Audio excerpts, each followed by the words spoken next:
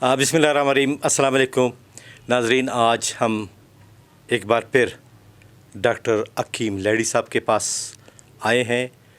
हमारा प्रोग्राम होगा मीर गौस बख्श बिज़ंजौ के हवाले से कि उन्होंने मीर गौस बख्श बिज़ंजौ की शख्सियत को कैसे पाया, उनसे किस हद तक कुर्बत रखी, और इसी तरह हम बाकी जो हमारे ज़ोमा और सियासी रहनुमा थे उनके हवाले से भी बात करते हैं।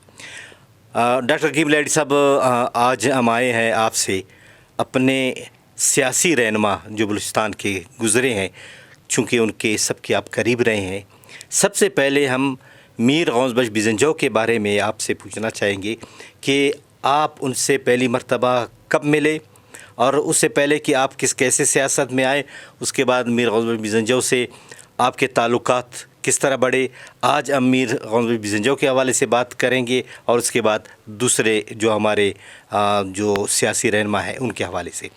डॉक्टर साहब, हम देखते हैं कि जब तारीख़ के औराक हम देखते हैं, मीर गौस बख्श बिज़ंजौ कल्लात स्टेट में दो ऐवान होते थे, एक ऐवान ख़ास, एक ऐवान आम।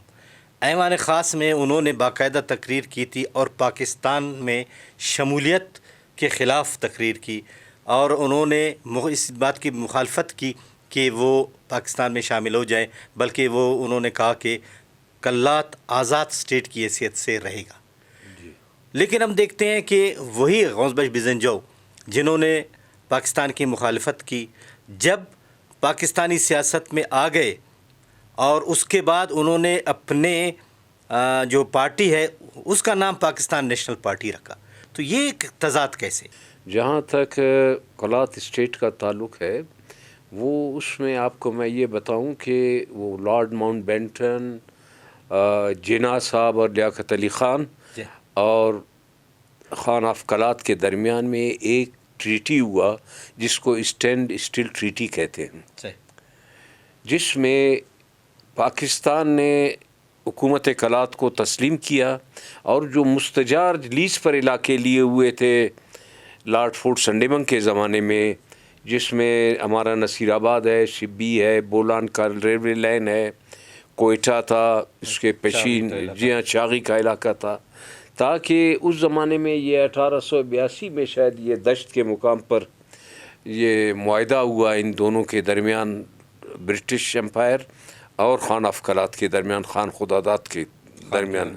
जी हाँ, ये ट्रीटी हुआ था जिसको इन्होंने, क्योंकि उसको जो सेकंड अफ़गान वार के बाद जो इलाके अंग्रेज़ों ने फ़तह किए थे जो कंधार से मुंसलिक थे, जिसमें चमन है, लोरलाई है, योब है और बहुत से और पश्तून इलाके थे जिनको इन्होंने फ़तह किया, उसके एडमिनिस्ट्रेशन को चलाने के लिए इन्होंने ये किया कि जी ये जो इलाका लीज़ पे लिया, इस यहाँ पर उसने एडमिनिस्ट्रेशन और ये जो आज आप देखते हैं हमारा गवर्नर हाउस है, दूसरे चीज़ें हैं, ये तमाम वो इसीलिए उन्होंने यहाँ पर AGG उस वक्त हुआ करता था, असिस्टेंट गवर्नर जनरल। एक तो वायसराय था, वायसराय से इंडिया था, इंडिया में, और एक था असिस्टेंट गवर्नर जनरल यहाँ पे AGG जिसको कहते थे। ये जो कोयटा तो एक खूबसूरत शहर था, लेकिन इसे 1935 के ज़िलज़िले में तबाह बर्बाद हो गया, जिसकी खूबसूरत इमारतें हैं, उसकी तमाम चीज़ें। उस ज़माने खैर हम तो पैदा भी नहीं हुए थे, लेकिन ये है कि एक खूबसूरत शहर थे। जो पुराने तस्वीरों को हम देखते हैं तो इसमें उस ज़माने में मीर साहब यहाँ पढ़ा करते थे संडे मनाई स्कूल में। जब ये ज़िलज़िला हुआ फिर इनको पेशीन ले गए थे, शायद कहाँ पे इन लोग वहाँ पर जाकर अपनी पढ़ाई की।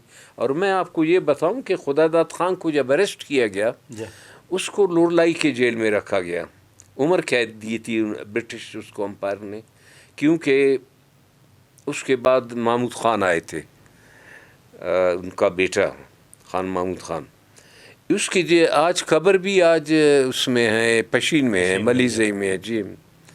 तो ये मीर साहब जो थे वो नसीर ख़ान नूरी और बलोचों के वो तमाम हिस्ट्री और इन चीज़ से वो बखूबी वाकिफ़ थे, उसको मालूम था कि क्या करना चाहिए। ये जो मीर साहब ने बयान दिया था कि हम पाकिस्तान का हिस्सा नहीं बनेंगे, ये जो हाउस ऑफ कॉमन में جو اس نے تقریر کی ڈاڈر کے مقام پر، تو اس نے یہ کی اسی رات کو سردار جو ہے وہ جناح کے پاس چلے گئے. وہ طبی میلہ ہوا کرتا تھا انگریزوں کے زمانے سے، اس میں جناح صاحب یہاں تشریف لائے تھے.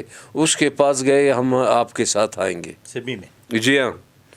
اور یہ دوسرا جام آف لسبیلا غلام قادر جو تھے، یہ بھی پاکستان کے بڑے خاص آدمی نکلے اس زمانے میں.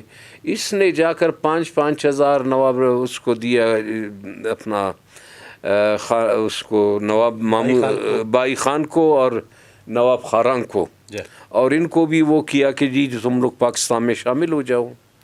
حالانکہ اس کی تقریر میں میر صاحب نے جو تقریر کی تو اس نے کہا تھا کہ لوگوں نے کہا پھر ہم کیا کریں گے. اس نے کہا کہ بھئی پسنی ہے، اس بندرگاہ کو ہم ڈیولپ کر کے بلوچستان کے اس کو چلائیں گے.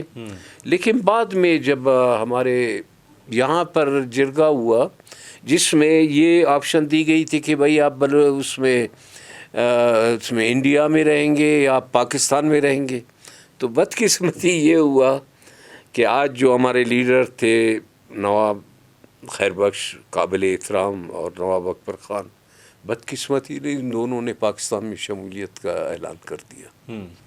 تو یہ ایک ایسا سلسلہ ہے کہ یہ کبھی ختم نہیں ہوگا، کیونکہ ایوب خان نے 1948 میں آغا کو دبانے کی کوشش کی انہوں نے، پھر 1958 میں انہوں نے ہمارے لوگوں کو پھانسی دی. پھر اس کے بعد جو ہے ایوب خان کے ہی زمانے میں 1962 میں یہ تمام چیزیں ہوئیں، جس کے بعد آپ دیکھ رہے ہیں کہ آج بلوچستان میں وہ آگ جل رہی ہے. ابھی تک حکومت تو یہ کوشش کر رہی ہے کہ جی بلوچستان میں جو کچھ ہو، یا جو یہ 4 لیڈر ہیں ہمارے، گل خان نصیر بھی ان میں تھے، یہ 4 لیڈر جو ہے ان کو کسی طریقے سے وہ ان کا نام جو ہے مٹا دے تاریخ سے. بہت بہت شکریہ ڈاکٹر حکیم لیڈی صاحب کہ آپ نے تاریخ کے اوراق سے ہمیں کچھ بتایا. ناظرین، یہی سلسلہ ہمارا آگے چلتا رہے گا، اور انشاءاللہ اگلا پروگرام ہم دوبارہ آئیں گے ڈاکٹر صاحب کے پاس، اور ہم جو ہمارا اگلا پروگرام ہوگا نواب خیر بخش مری کے حوالے سے، اس پروگرام کے آپ انتظار میں رہیے. انشاءاللہ بہت جلد آپ کے سامنے حاضر ہو جائیں گے. قیوم بیدار کو اجازت دیجیے. اللہ حافظ.